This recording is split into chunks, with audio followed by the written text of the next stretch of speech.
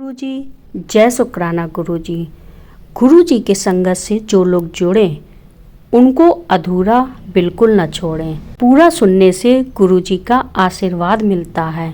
गुरुजी में इतनी शक्ति थी कि उनको शिव का अवतार मानते थे सभी लोग।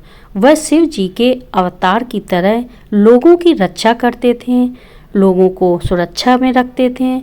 गुरुजी हजारों लोगों की सुरक्षा की है, उनकी मनोकामनाओं को पूरा किया है। इसलिए संगत को जो भी अधूरा छोड़ेगा उसको आशीर्वाद उनका प्राप्त नहीं हो पाएगा। संगत से जुड़े रहें और हमेशा उनकी कृपा मिलती रहेगी। जय गुरुजी। ओम नमः शिवाय। शिव जी सदा सहाय। ओम नमः शिवाय। गुरुजी सदा सहाय। एक बार मैं गुरुजी के सत्संग में जा रही थी, लेकिन अचानक से मेरी रास्ते में तबीयत खराब हो गई। मेरा मन गुरुजी के सत्संग में जाने के लिए बहुत इच्छा थी, लेकिन मुझे ऐसा लगा कि अब मैं नहीं जा पाऊंगी। लेकिन गुरुजी के मंत्रों का जाप मैंने कम से कम 108 बार किया और जैसे ही मैंने 108 बार मंत्रों का जाप किया, एक इंसान मेरे सामने आए। ऐसा लगा कि मुझे गुरुजी ने मेरी मदद के लिए भेजा है। उन्होंने मेरी मदद की। मैंने उनसे कहा मुझे सत्संग में जाना है, मेरी तबीयत खराब हो गई है। उन्होंने कहा चिंता न करो बेटा, मैं तुम्हें पहुंचाऊंगा, चलो मेरे साथ, मैं तुम्हें सत्संग में ले जाऊंगा, तुम्हारी तबीयत ठीक हो जाएगी। वो भी गुरुजी के शिष्य थे। गुरुजी पर बहुत विश्वास था उनको भी। गुरुजी ने, मुझे ऐसा लगा गुरुजी ने कहीं ना कहीं उन्होंने मुझे अपने संगत में शामिल होने के लिए बुलाया है, क्योंकि मैं परेशान थी।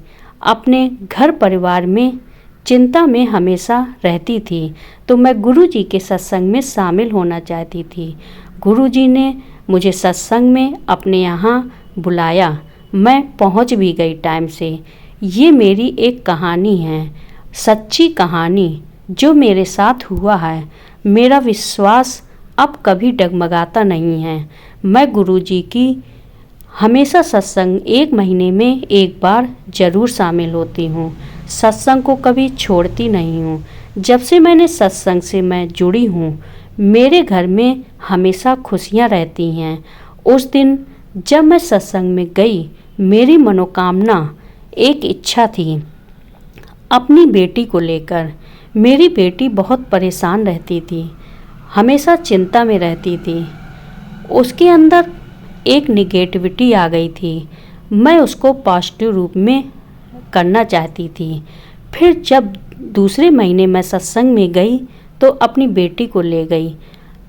जब मैं अपनी बेटी को ले गई, वहाँ सत्संग में बैठकर जब मैंने उनका सत्संग सुना तो मेरी बेटी, विश्वास नहीं होगा कि मेरी बेटी बिल्कुल चेंज हो गई। अब वो नेगेटिव बातें बिल्कुल नहीं करती, हमेशा पॉजिटिव बातें करती है, हमेशा अच्छा सोचती है और स्वस्थ रहती है। हमेशा, पहले वह हमेशा चिंता में रहती थी और हमेशा परेशान रहती थी। जब से मैं उसको सत्संग से लाई हूँ तो वह हमेशा स्वस्थ रहती है, हमेशा हंसती खेलती रहती है, कभी परेशान नहीं रहती, कभी टेंशन नहीं देती। मतलब उस सत्संग में जाने से मेरे साथ ऐसे चमत्कार हुए कि मैं गुरुजी को कोटि कोटि नमन करती हूँ। आप भी अगर सुन रहे हैं और लास्ट तक सुनते रहे हैं तो आप सत्संग से समझिए जुड़े हैं। अगर सत्संग से जुड़े हैं तो आपके अंदर एक दिव्य शक्ति आएगी, अंदर से एक चेतना जागृत होगी। उस चेतना से गुरुजी का एक अपरंपार महिमा आपके साथ जुड़ेगी, गुरुजी का आशीर्वाद मिलेगा। जय गुरुजी, जय शुक्राना गुरुजी। ओम नमः शिवाय। शिवजी सदा सहाय। ओम नमः शिवाय। गुरुजी सदा सहाय। सत्संग से जुड़ने में अगर हम अपनी मनोकामना को नहीं भी बोलते हैं और वहाँ पर सत्संग में बैठकर अपने मन में बोलते हैं अपने कष्ट को, जो भी हमारी इच्छा है, जो भी हमारी मनोकामना है।